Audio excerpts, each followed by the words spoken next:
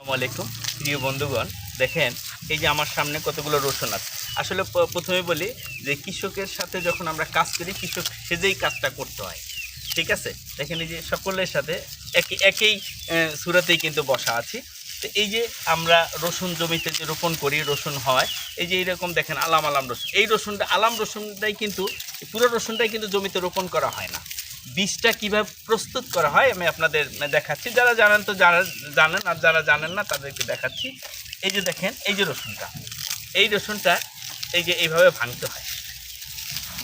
এইভাবে ভাঙার পরে দেখেন এখানে একটা রসুনের ভিতরে মোটামুটি অনেকগুলো বীজ হয়।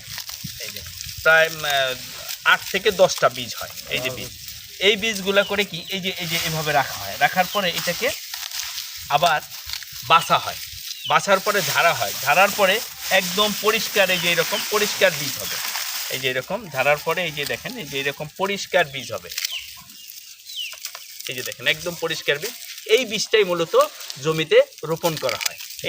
এই যে পুরো রসুন, এই পুরো রসুনটা কিন্তু রোপণ করা হয় না। এই বীজটা এইভাবে ভাঙা হয়।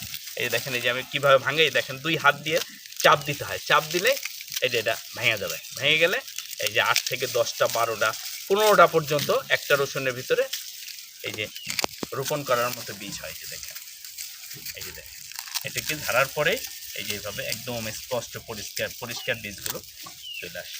দেখছেন এই যে যারা আছে এই যে সবাই বসে বসে এই যে বীজ বাঁচতেছে, বীজ তৈরি করতেছে।